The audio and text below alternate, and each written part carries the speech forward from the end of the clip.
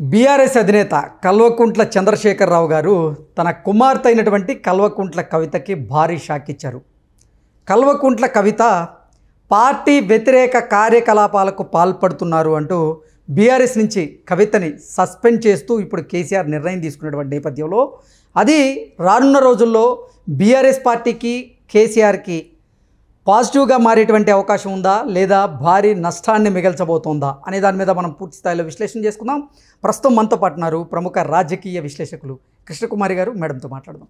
Madam నమస్తే. Madam, Kalvakuntla Kavitha BRS party వ్యతిరేక కార్యకలాపాలకు పాల్పడుతున్నారంటూ ఇప్పుడు బీఆర్ఎస్ పార్టీ నుంచి కవితని కేసీఆర్ గారు సస్పెండ్ చేయడం జరిగింది. ఇది రానున్న రోజుల్లో కేసీఆర్ గారికి పార్టీకి పాజిటివ్ అయ్యే అవకాశం ఉందా లేదా నెగిటివ్గా మారేటువంటి అవకాశం ఉందా అంటే ఏం చెప్తారు మేడం? నాకు ఇది వింటుంటే ఒకటి గుర్తొస్తుంది. దానవేర్ సోరకన్న సినిమాలో ఎన్టీఆర్ డైలాగ్ ఉంది, ఎప్పుడో కులహీనం అయిపోయింది ఇప్పుడు కులము అంటవేంటి అని ఓ భారీ డైలాగ్ ఉంది మేడం.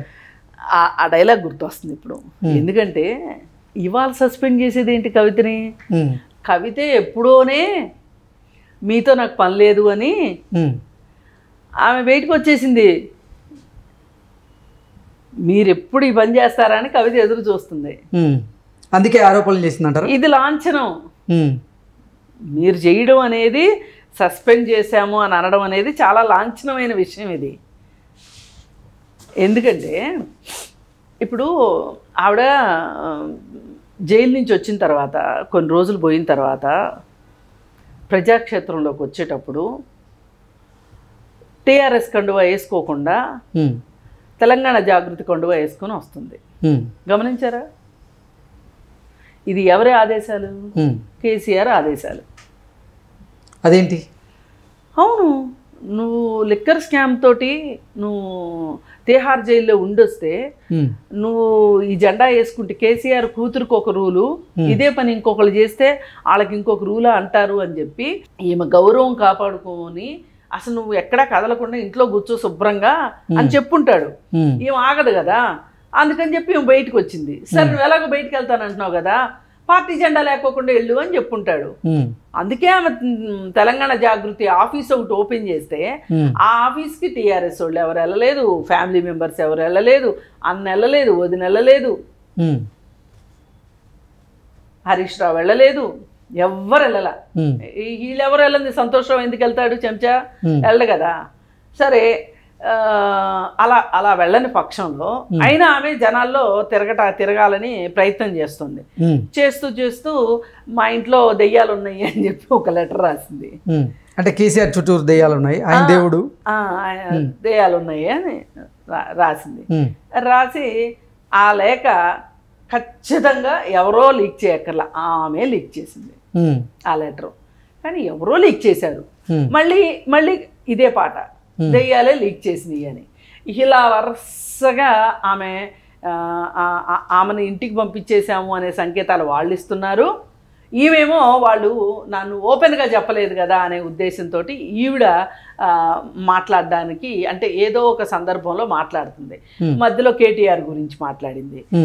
ఇట్లా రకరకాలు మాట్లాడుతూ ఉంది. అంటే ఇక్కడ ఏమవుతుంది అంటే ప్రత్యక్ష యుద్ధం లేదు, ప్రచ్ఛన్న యుద్ధం అంటారు దీన్ని. పరోక్ష యుద్ధానికి, ప్రత్యక్ష యుద్ధానికి, ప్రచ్ఛన్న యుద్ధానికి తేడా ఉంది. మూడు మీనింగ్స్. ప్రచ్ఛన్న యుద్ధం జరుగుతుంది, మనకు కనపడదు ఆ యుద్ధం, కానీ యుద్ధం చేసుకుంటున్నట్టు మనకు అర్థం అవుతుంటుంది. ఇప్పుడు ఒకప్పుడు ప్రచ్ఛన్న యుద్ధం అని అమెరికాకి రష్యాకి ప్రచ్ఛన్న యుద్ధం జరుగుతుంది అనేవాళ్ళు. అలా ఈమెకిన్ను ఆ కేసీఆర్ కుటుంబంతో, ఆ పార్టీతోటి యుద్ధం జరుగుతుంది. సరే, ఈ యుద్ధంలో భాగంగా ఈరోజు చివరికి ఈమె మధ్యలో కాంగ్రెస్లోకి వెళ్తుంది అన్నారు. అసలు బీజేపీలోకి వెళ్తుందని కొంతమంది మాట్లాడారు. మామూలుగా అయితే జైలుకి వెళ్ళి వచ్చిన ప్రతి ఒళ్ళు సీఎంలు అవుతున్నారు కాబట్టి ఆమె జైలుకి వెళ్ళి వచ్చింది, బీజేపీలోనూ చేరుతుంది, బీజేపీ వాళ్ళు చేర్చుకొని ఈ రాష్ట్రంలో బీజేపీ జెండా ఎగరేస్తారు అని మాట్లాడారు. ఇవన్నీ ఊహాగానాలు కొంత, వాస్తవాలు కొన్ని ఉన్నాయి ఇందులో, ఏది వాస్తవం లేకపోలేదు. వాస్తవానికి ఈ ఊహాగానం కాస్త కోటెడ్గా కాస్త చల్లినట్టు అనిపిస్తూ ఉందన్నమాట. సరే, ఇవన్నీ జరిగిన తర్వాత ఇప్పుడు కాళేశ్వరం గురించి, ఇక కాళేశ్వరం కథ క్లైమాక్స్కి వచ్చేసింది. ఏంటి, ఈ కాళేశ్వరం గురించి నేను చర్యలు తీసుకొని నా చేత్తో నేను టీఆర్ఎస్ పార్టీని మళ్ళీ బతికించడం ఎందుకు అని కాంగ్రెస్ పార్టీ అనుకుంది. ఎప్పుడుకైనా ఏదో ఒక అవసరం పడవచ్చు అనే ఉద్దేశంతో బీజేపీ వాళ్ళు దాని జోలికి వెళ్లకుండా చూస్తూ ఉన్నారు, సైలెంట్ స్పెక్టేటర్స్ లాగా చూస్తూ ఉన్నారు. సరే, ఎవరు పిల్లి మేళ్ళలో గంట కట్టాలి ఇప్పుడు అనేది అనుకుంటే చివరికి కాంగ్రెస్ పార్టీ ఏం చేసింది అంటే, ఇక వాళ్ళు ఎలా గంట కట్టేలాగా లేరు, ఈడీని గీడీని దేన్ని పంపించట్లేదు, ఇప్పుడు ఎలక్షన్లు ఏం లేవుగా, ఎందుకు పంపిస్తారు, అనవసరంగా వాళ్ళు ఎందుకు టైం వేస్ట్ చేసుకుంటారు, కానీ వాళ్ళు పంపట్లేదు. సరే, వాళ్ళు పంపట్లేదు కాబట్టి నేనైనా ఏదో ఒకటి చేయాలి అన్న ఉద్దేశంతో సరే ఆ గంట ఏదో మనమే కడదాము అని చెప్పి ఈయన ఏం చేశాడంటే తెలివిగా ఒక కమిషన్ ఇచ్చి ఆ కమిషన్ నివేదిక వచ్చేటట్లు, నివేదిక వస్తుంది కదా, దాన్ని అసెంబ్లీలో చర్చకు పెట్టి ముందుకు తీసుకెళ్ళి దీనికి ఏదో ఒక ఎండ్ పాయింట్ పెట్టాలి, డెడ్ ఎండ్ రోడ్డు చేసేయాలి అని ప్లాన్ వేశాడు. సరే, దానికి తగ్గట్లుగా ఆయన పావులు ఎదిపాడు. అది కమిషన్ వేయడం అంటే ఒక రోజుతో అయ్యేది కాదుగా, కమిషన్ వేసి చాలా రోజులైంది. ఇక ఈలోపు ఏం చేశారు, ఆ టీఆర్ఎస్ వాళ్ళు సోషల్ మీడియా వాళ్ళు గగ్గోలు పెట్టడం మొదలెట్టారు. అసలు ఆ ఘోష్ ఎవరు, ఆ ఘోష్కి చంద్రబాబు నాయుడికి సంబంధం ఏంటి, ఆ చంద్రబాబు నాయుడికి ఆయనకి ఉన్న సత్సంబంధాల దృష్ట్యా చంద్రబాబు నాయుడు చెప్తేనే రేవంత్ రెడ్డి ఈ ఘోష్ని కమిటీకి వేశాడు.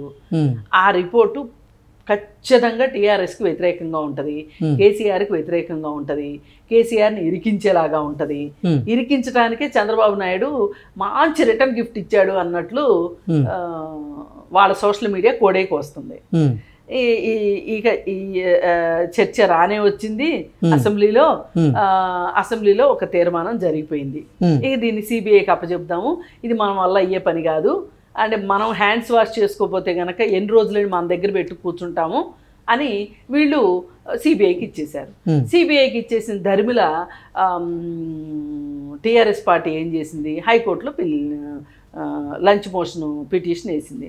వేస్తే దాంట్లో అబ్బాయి మేమేం చేసేది ఏమీ లేదు, ఇది సిబిఐకి వెళ్ళవలసిందే అని చెప్పి వాళ్ళు అనేసారు.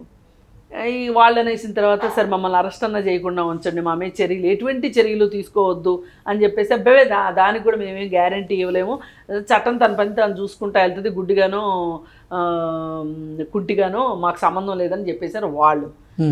అక్కడ రెండు రిలీఫ్లు రాకపోతే వాళ్ళు ఏం మాట్లాడాలో అర్థం కాక టీఆర్ఎస్ వాళ్ళు ఒక రకమైన స్తబ్దతలో ఏమీ మాట్లాడుకోకుండా ఉన్నారు.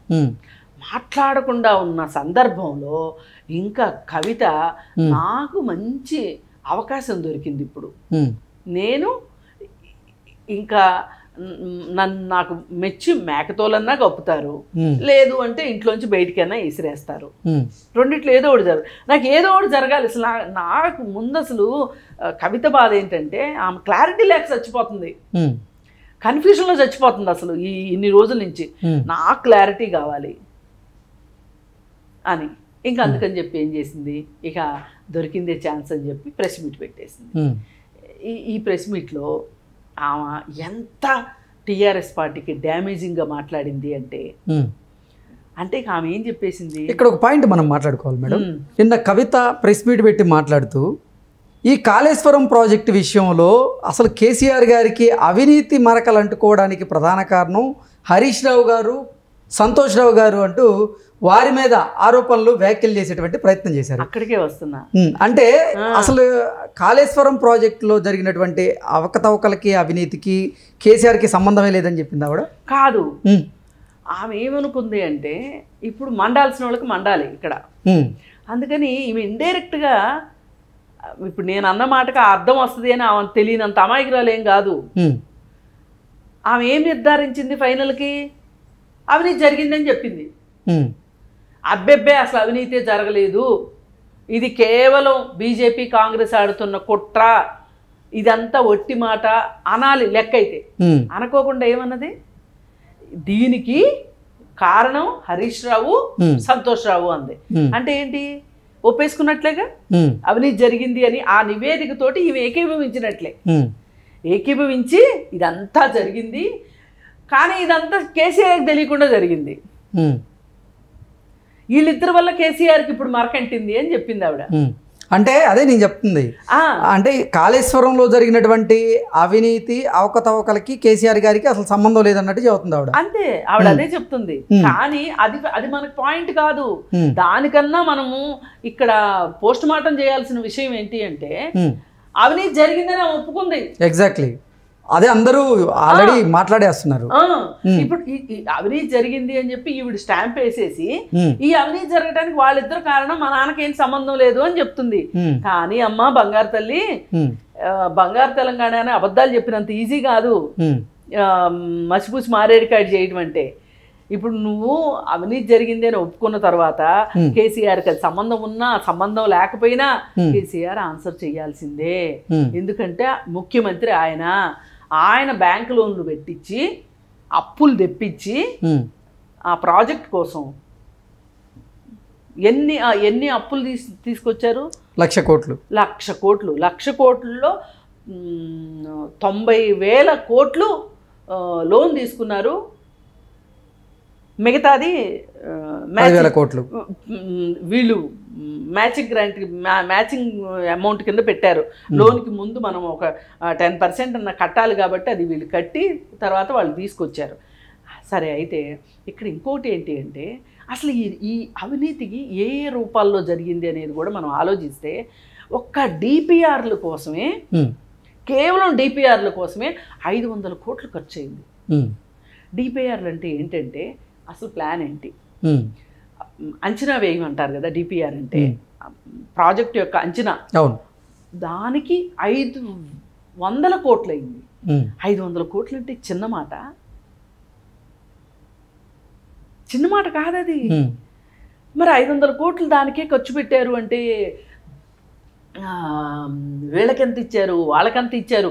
పైగా ఆవిడకి సోదాహరణంగా ఇంకో మాట చెప్పింది, ఇంజనీర్ల ఇళ్లలోనే 100 కోట్లు దొరికినాయి అంటే, ఆ మాట అన్నది అంటే ఇంకా అవినీతికి ఈమె అంటే వీళ్ళిద్దరూ అవినీతికి బ్రాండ్ అంబాసిడర్లు అన్నట్టు చెప్పేసేసింది. అందుకే కదా మేడం ఇప్పుడు అంటే బీఆర్ఎస్ పార్టీ కూడా ఆవిడ్ని పార్టీ వ్యతిరేక కార్యకలాపాలకు పాల్పడుతున్నారనేటువంటి ఉద్దేశంతో ఆవిడని సస్పెండ్ చేసినట్లుగా ఈరోజు ఒక ప్రకటన విడుదల చేశారు. ఇప్పుడు ఆవిడకి ఎలా ఉంది అంటే, ఈ దెయ్యాలు ఉన్నాయి అనడం కావచ్చు, లేకపోతే కేటీఆర్ని తిట్టడం కావచ్చు, ఇలా రకరకాలు ఏవైనా అని అసలు నన్ను వీళ్ళందరూ కలిసి నన్ను ఒంటరి చేశారు అనే ఒక సానుభూతిని పొందాలి అని చూస్తుంది ఆవిడ. దానికోసమే ఆవిడ ఈ మాటలన్నీ మాట్లాడడం వెనకమాల కారణం అది అనమాట. ఓకే, ఇలా మాట్లాడేసేసి ఓకే నిజమే కదా పాపం ఒంటరి అయింది. ఇంతకీ అసలు బీఆర్ఎస్ నుంచి బీఆర్ఎస్ పార్టీ కవితని సస్పెండ్ చేసినటువంటి నేపథ్యంలో అది బీఆర్ఎస్కి ప్లస్ అవుతుందా లేదా మైనస్ అయ్యేటువంటి అవకాశం ఉందంటే ఏం చెప్తారు? అసలు ఇవాళ బీఆర్ఎస్కి ప్లస్ మైనస్ అనే ఆలోచించే పరిస్థితిలో బీఆర్ఎస్ పార్టీ లేదు. ఇవాళ బీఆర్ఎస్ పార్టీ ఇవాళ అంపశయ్య మీద ఉంది. ఈ అంపశయ్య మీద ఉన్న పార్టీని రక్షించేది ఎవరు అని చూస్తే పలానా మనిషి రక్షించగలడు అనటానికి వీలు లేదు. ఏదైనా కొద్దిలో గొప్ప రక్షించగలిగే పరిస్థితి స్టామినా ఎవరికి ఉంది అంటే హరీష్ రావుకు ఉంది. కానీ ఆ హరీష్ రావును కూడా ఈవిడ వాళ్ళ వల్లే జరిగింది అని ఈవిడ అనటము అనేది చిన్న విషయం కాదు. ఇవాళ డ్యామేజ్ కంట్రోల్ చేయటం అనేది కుదరదు. ఇమేజ్ కాపాడుకోవడం అనేది అయ్యే పని కాదు. ఇవాళ ఇది జరిగిపోయింది అంతే. ఈ జరిగిపోయిన దాని గురించి ఇప్పుడు ఎంత తవ్వుకున్నా, ఎంత పోస్ట్ మార్టం చేసుకున్నా, ఏం చేసినా ఉపయోగం లేదు. ఇది మళ్ళీ ఏదో ఒక రాజకీయ పరమైన ఒక వ్యాక్యూమ్ వస్తే ఒక టీఆర్ఎస్ పార్టీ అవసరం కనుక ఈ రాష్ట్రానికి పడితే రాజకీయాల్లో అప్పుడు టీఆర్ఎస్కి ఏమైనా సరే ఒక అవకాశం వస్తుంది. లేదు అనుకుంటే వీళ్ళు ఇవన్నీ పక్కన పెట్టేసేసి జరిగిందేదో జరిగిపోయింది అనుకుని ప్రజల్లో పనిచేయడం అయినా మొదలెడితే అధికారం కోసం కాదు సుమా, ఈ ప్రభుత్వాన్ని ప్రజల కోసం పనిచేయించే దిశలో ఆందోళనలు, ధర్నాలు, రోస్తారోకోలు, పోరాట రూపాలు తీసుకుంటే తప్పితే అయితే కూడా వీళ్ళు చేసిన ఏదైతే ఉందో ఈ మొత్తాన్ని కడుక్కోవడానికి వీళ్ళు కనీసం 10 ఏళ్ళు పడుతుంది. 1 కాదు 2 కాదు. ఒక చిన్న ఎగ్జాంపుల్ చెప్తా వీళ్ళ నిర్లక్ష్యానికి. నిన్న ఒక రిపోర్ట్ వచ్చింది, స్కూళ్ళల్లో బాత్రూములు లేక ఆడపిల్లలు స్కూళ్ళు డ్రాప్ అవుట్స్ అవుతున్నారు. ఇది ఎప్పుడో ఎవరో చాలా రోజుల క్రితం చెప్పేసిన విషయం. కానీ తాజా విషయం ఏంటి అంటే 10,000 స్కూళ్ళకి బాత్రూములు లేవు అని. అంటే ఇది ఒక రోజులో జరగదు ఈ వినాశనం. ఈ 10 సంవత్సరాల్లో విద్యా వ్యవస్థ మీద మీరు చూపించిన వివక్ష కావచ్చు, మీరు అసలు దాన్ని పట్టించుకోకపోవటం కావచ్చు, విద్యా వ్యవస్థని నిర్లక్ష్యం చేయటం కావచ్చు. అంటే మీరు ఇంత చిన్న విషయం దగ్గర ఇలా చేశారు అంటే ఇంకా పెద్ద పెద్ద విషయాల దగ్గర మీరు ఎన్ని చేశారు అవన్నీ చెప్పుకోవాలంటే మనకు సమయం సరిపోదు. అందుకని ఏంటి అంటే మీరు చేసిన దానికి పాత రోజుల్లో నువ్వు వచ్చే జన్మలో అనుభవిస్తావు అనేవాళ్ళు. ఇప్పుడు అట్లా లేదు. ఈ రోజే అనేటట్లు తయారైపోయింది. అందుకోసం ఏంటంటే మీకు చాలా త్వరగా ప్రజలు మీకు చెలిచీటీలు ఇచ్చారు, మళ్ళీ శుభలేఖలు ఇస్తారని మటుకు మీరు అనుకోవద్దు. Okay madam, thank you so much. Thank you.